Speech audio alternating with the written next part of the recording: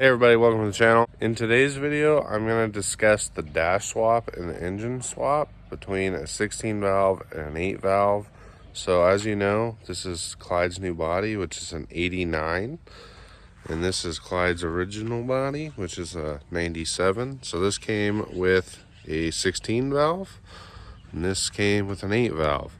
So when you're swapping engines or bodies, that's what I did. There's a lot involved in it. I didn't really film the entire process. I actually didn't film any of that process, but I'm gonna kind of walk you through what had to be done. If you haven't already, go back and check out our last 3 videos where we swap bodies, and also check out Trash Panda Off-Road's YouTube channel because he's got a nice video of the body swap as well. So I've been super busy with other things going on right now, so I haven't got a whole lot done. But this thing does technically run and drive now. Tires, well, they're nice and flat. These swampers, they don't, hold air at all anymore. But yeah, let's go ahead and start inside, and I'm just going to show you what I've done to get this dash to work. So it's kind of a mess in here right now, but this is the 97 dash. Well, the dash bar, I guess you'd call it. I do have the shifters in. I do have to do some fixing to the transmission shifter because I accidentally cut that bolt off. So that sucks. But I did have to cut 1 inch forward, and I actually didn't need to cut any here. So that's nice. Transfer case shifter bolted right in, no issues. Now, I had to swap the entire heater core out of the 97 into the 89 body. And then this dash bar, that side actually bolts up just fine. I didn't have to modify anything. And right here, this one bolts in, but this upper support or bracket, whatever you want to call it, there's actually no bolt holes at all for it. So I had to modify that to make it work. The lower brackets here, they also bolt right in. Don't have to modify anything. So probably the biggest challenge of swapping the dash over, I think so far, and I don't know if it's just because of the year change or because this body had an automatic transmission and I put a manual transmission in it. But where your clutch pedal and pretty much even part of the dash bar, steering column, everything kind of bolts up to, which is this guy right here, is completely different in this body than from the 97. So it didn't bolt up at all. So I had to drill out all the spot welds on the old piece, get that out. Obviously I did that to this piece, put it back in here, and really, to be honest, it doesn't line up at all. This needs to come up probably 3 inches, and it also needs to come out, 2.5 inches. So I don't know what's going on there. It really sucks. So if anybody's got any tips to making that work out, let me know. But I'm gonna have to do some modifications to make it work. I mean, the pedals and everything, they all are right where they should be. The steering column bolted right up, but that's I don't know what's going on there. But to get the dash in here, this piece needs to be modified, and this bracket needs to be modified. Other than that, everything else bolts up. So I was told that you had to swap the dash no matter what to make the 16 valve run. I couldn't use the old dash out of the 89. So I went ahead and just swapped it. I wanted to keep the old dash, but if I couldn't, then I didn't want to mess with it and do a bunch of crazy stuff to make it work. Plus, there's no information out there to make it work anyway. So we just went ahead and swapped it. So really the first thing I did was I gutted the wiring harness out of this, gutted the wiring harness out of that one, and swapped it all over. And that was probably the biggest pain. It took a lot of time. It's not hard to do. It's just very tedious and time consuming, especially putting it back in. But, we got everything in here. Everything's, relatively the same. Some of the holes, like there's an extra hole for that harness here that we didn't have to use, so we'll just plug that up. But all the dash stuff, I have a lot of stuff that's cut, but it's always been like that. The hardest part, the swapping, let's say the chassis or the body harness in, was running it through here, up, and then through here, then out of here, and then it runs down and over to that side. That really took a lot. It's very difficult. I'm just gonna let you know, it's not as easy as some might say. It was a really difficult task. You know, I just kind of fished it through. We got it in, and you know, it worked out, but it sucked. It really did. You know, get your hands all cut up. If you have big hands, it really doesn't work out. But you know, we got it in there. You know, obviously it runs, so we did something right. So we did the entire body harness swap. You know, it probably took 8 hours to do. Probably didn't have to take that long, but never doing it before, you know, it takes some time. So under the hood and with the harnesses and a few other things, you know, there's a lot to do. You know, obviously this is kind of body harness stuff for your lights. That all just runs out. It actually runs over the dash and then out this side. That was a piece of cake, super easy to do. This, oh, the hood's falling. That is the engine harness, which, you know, just plugs into the ECU and comes out. You know, we're gonna tidy it up, get it up and out of the way. We got all the grounds in there. You just had to screw that box in, and it was fine. Ran all the wiring. Engine fires up. I do need to do the crank position sensor. I need to wire that up. It runs without it just fine, which is weird, but we'll fix that anywho. And then this one is the side. It's for like these lights. It's for like the map sensor and all of that good stuff. You know, it just runs through, plug and play, no issues there. And one issue there is this 16 valve air box doesn't just bolt in. It's the only spot that uses the same hardware, but there's some things missing for like right there and right there. So we're gonna have to make some modifications, maybe cut them out of the other one and weld them in over here, and then it'll hold the box just fine.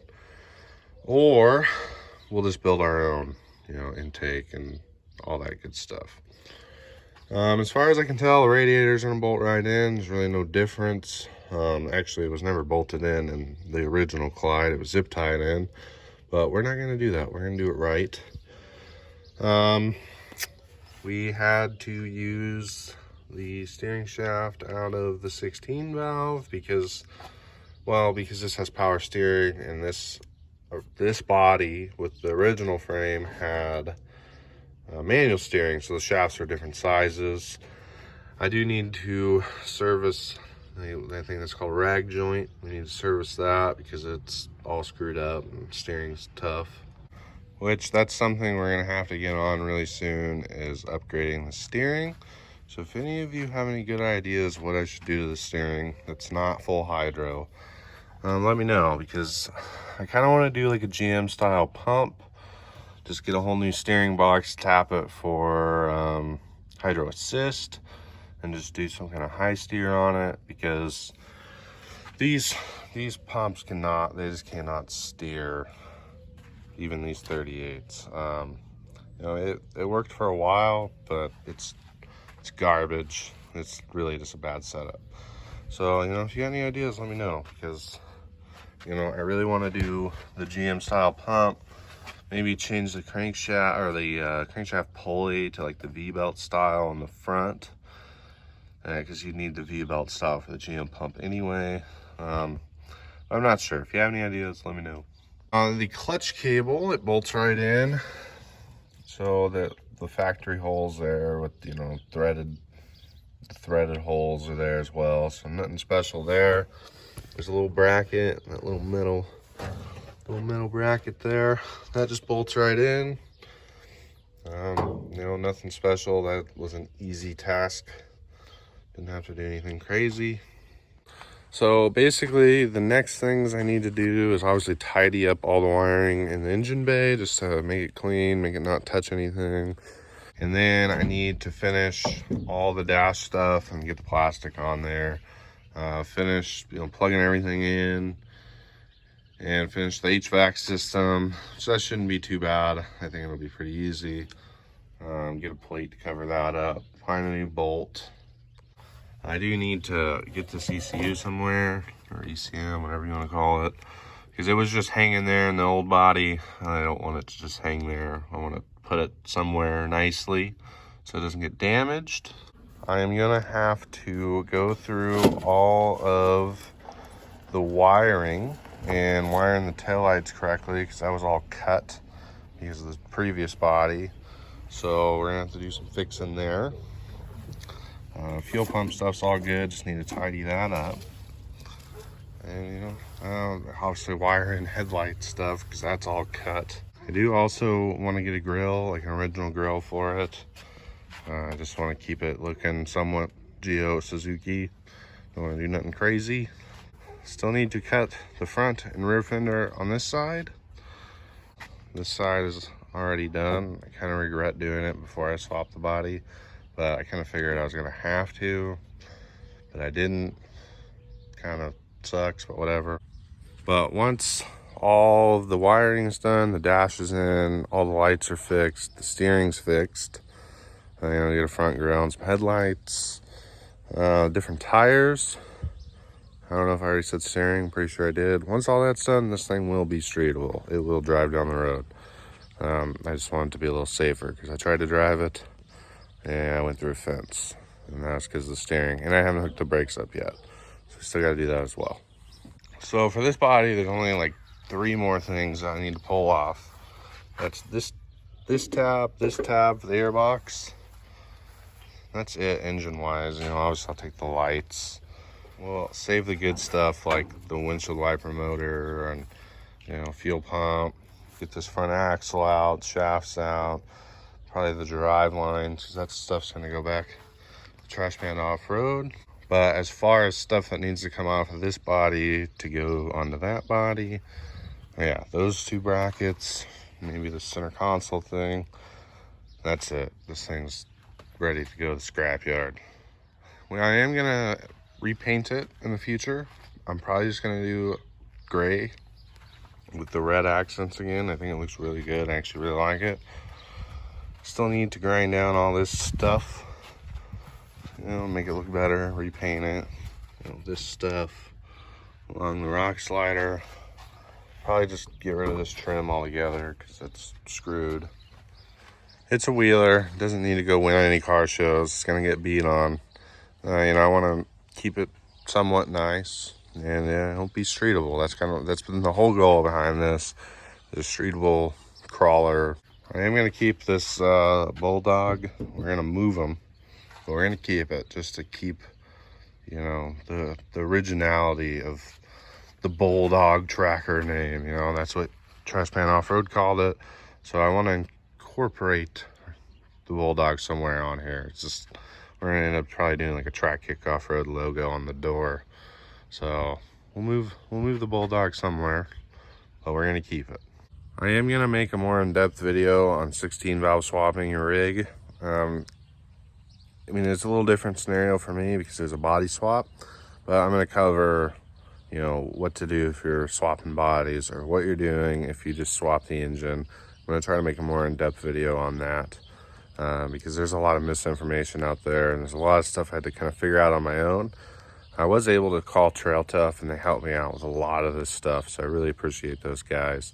And if you ever have any questions, give them a call, because they're more than willing to help, and they'll just kind of walk you through everything you need to know. And there's a few things that were kind of off, but I got it figured out, and it's it runs and it drives, and I got it running and driving in 2 days work. I'm pretty happy with it. I'm pretty excited to get this on the road and hopefully drive it this summer. That's my plan. Tires are expensive though, so that's gonna kind of offset it for a while. I'll still wheel it on these tires, but I won't drive it on the road with these tires, because they're super sketchy. Staring at it, there's one thing that I do need to add to the list. There's a windshield.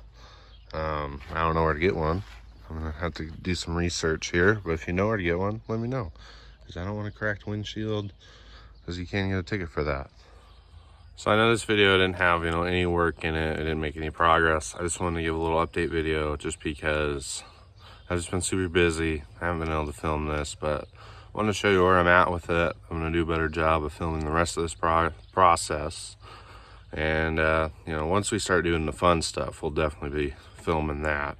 This is just the stuff that sucks and it's not fun. And I mean, me personally, I wouldn't even enjoy watching it, but maybe some would. Let me know.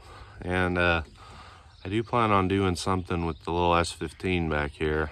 If you want to see it on the channel, which, I mean, you already all said you do want to see it on the channel, we're gonna make that happen. We have some different ideas for it. I don't want to do anything crazy. Just want to, clean it up. It's got really low miles, so I just want to make it, what's the word for it? A resto mod kind of thing. I want to make it kind of hot rod-ish, but not like too wild. I don't know. We'll see what happens. So I want to thank you all for watching. Don't forget to subscribe to the channel to see the rest of Clyde's 2.0 version, because we got a lot to do. Don't forget to leave a like on the video so that we can keep on producing Clyde 2.0 content. Make sure, so I can make sure you guys really like it. If you have any ideas, feel free to leave a comment below. I like to hear ideas. I like to learn from other people. So, the steering or the windshield or anything else, or if you've swapped, 16 valve into an older body or did the dash swap or any of that stuff, let me know in the comments below, because I'd love to know more. So I hope you all have a great day and have a good one.